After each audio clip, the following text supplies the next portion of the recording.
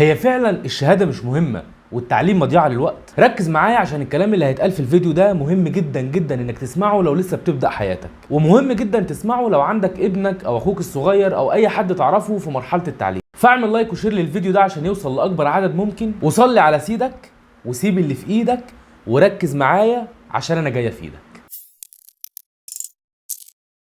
من فترة قريبة ومع تقدم التكنولوجيا ومع التطور السريع في الاي اي او في الذكاء الاصطناعي وتدخله في حاجات كتير في حياتنا سواء شغل او غيره، بدأنا نشوف ناس بتتبنى فكرة ان الشهادة مش مهمة، وانك ممكن بكام كورس تقدر تتعلم اي مهارة اونلاين وتشتغل بيها وتقبض بالدولار كمان، وان اصلا معظم الشركات العالمية دلوقتي ما بقتش تقبل موظفينها بشهاداتهم. بالعكس الشهادة اصلا ما بقتش حاجة مهمة في التوظيف في شركات كتيرة وكبيرة زي جوجل وابل وامازون وغيرهم. وكمان معظم الناجحين في حياتنا دلوقتي مش مكملين تعليمهم ومعهمش شهادات برضه، زي مستر مارك مؤسس الفيسبوك او بيل جيتس او ستيف جوبز وغيرهم. واصلا التعليم عندنا منفصل عن سوق العمل، واللي انت بتدرسه في المدرسة او في الجامعة ملوش علاقة بارض الواقع ومش هيفيدك بشيء، لان التعليم عندنا معتمد على التلقين والحفظ اكتر من اعتماده على الفهم، وده بيخرج طالب حافظ مش فاهم، واحيانا كتير بينسى الحفظ بعد الامتحانات فبيبقى لا حافظ ولا فاهم، وبيبقى مجرد انه معاه شهاده لا يمتلك من اسمها اي مهاره. يعني الدكتور مثلا ما بيشتغلش دكتور بعد الجامعه مباشره وبعد حصوله على الشهاده مباشره،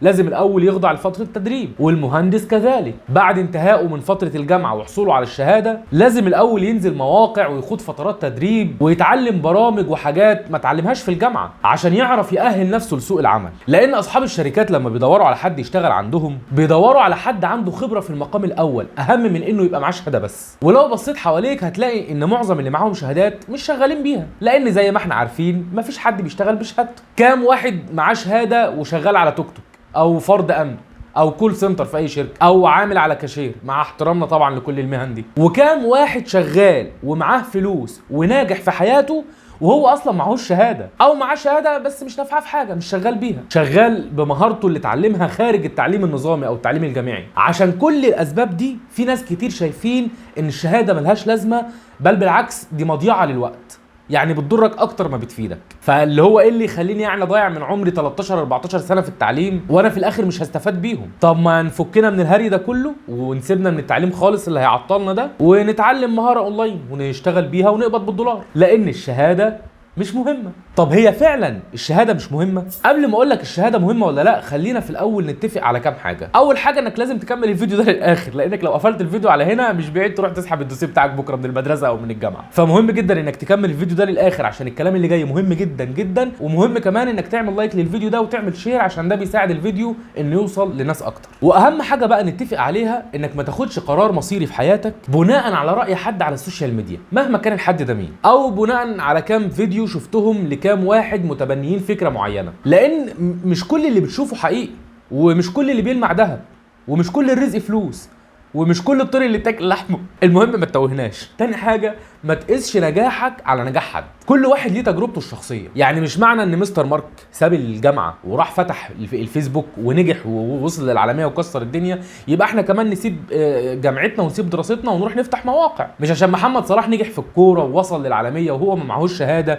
يبقى تسيب انت كمان دراستك او جامعتك وتروح تلعب في المقاولين العرب، او تفتح قناه يوتيوب وتقدم روتين يومي، او تفتح اكونت على تيك توك وتقول لنا 7 معلومات تصدمنا في 30 ثانيه، او تغني مهرجانات. خد تجربتك بنفسك وقيس نجاحك على نفسك في الماضي، ما تقيسش نجاحك على نجاح حد. واهم حاجه لازم نتفق عليها قبل ما نبدا نجاوب على سؤالنا هي انك تشيل من دماغك تماما فكره حاجه اسمها كليات القمه. مفيش حاجه اسمها كليات القمه، مفيش حاجه اسمها قمه. القمه هي انك انت اللي تبقى في القمه، انما مفيش كليه احسن من كليه، كلهم وحشين. المهم تشيل من دماغك تماما فكره كليات القمه. ايوه برضو ما فهمناش الشهاده مهمه ولا مش مهمه؟ بص يا سيدي باختصار شديد جدا اجابه السؤال ده الكليه مهمه ومش مهمه. بمعنى ايه؟ تعال الاول نفهم الجزء الاولاني من الاجابه. الشهاده مهمه لانها على الاقل واجهه اجتماعيه، وده شيء مفروغ منه. شئنا ام ابينا اللي معاه شهاده بيتبص له بصه احسن من اللي معهوش شهاده، فرصه في الشغل بتبقى اكتر. مثلا لو فكر يتجوز اول سؤال بيتسال له انت معاك شهاده ايه او خريج ايه. وحتى اللي معاه شهاده ده لو شغال شغلانه عاديه ففي مكانه برضه بيتبص له بصه احسن. يعني سواق التوك توك مثلا اللي معاه شهاده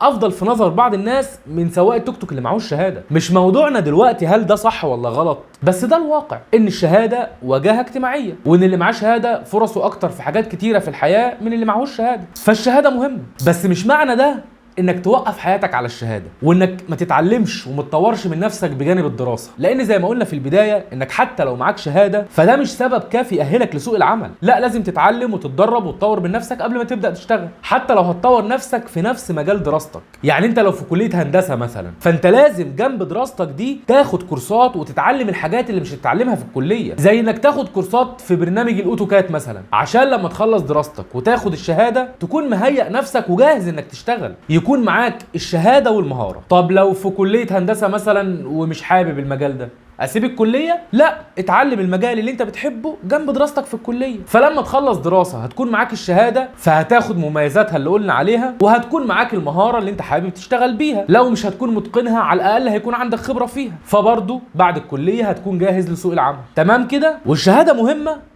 بس مش هي كل حاجه في الدنيا، وانك لو ما خدتش الشهاده فانت كده خلاص بقى ندفنك بقى وفرصك في الحياه انتهت ومالكش عايزه بقى ونروح نرميك في الصحراء. لا طبعا، زي ما قلنا في البدايه، الايام اللي احنا فيها دي المهاره اهم من الشهاده، وفي فعلا شركات كتير بتوظف الناس من غير شهادات، وفي مجالات كتير جدا تقدر تشتغل فيها من غير شهاده. فما توقفش حياتك على الشهاده، لان الشهاده مش مهمه، وده الجزء الثاني والاهم من الاجابه. الشهاده فعلا مش مهمه، بس مش معنى ده انك تسيب التعليم خالص وتسيب المدرسه او الجامعه وتقول انا هتعلم مهاره واشتغل بيها. كده انت بنفسك بتقلل فرصك في الحياه بايدك، لانك حتى لو اتعلمت مهاره ففي شركات برضو ما بتقبلش تشغل ناس من غير شهاده، حتى لو كفاءته عاليه وعنده خبره 10 سنين. وفي اصلا وظائف ما ينفعش تشتغلها من غير شهاده حتى لو مهارتك فيها 100%، زي الهندسه والطب والصيدله ومجالات كتير. عمرك شفت دكتور من غير شهاده او مهندس من غير شهاده؟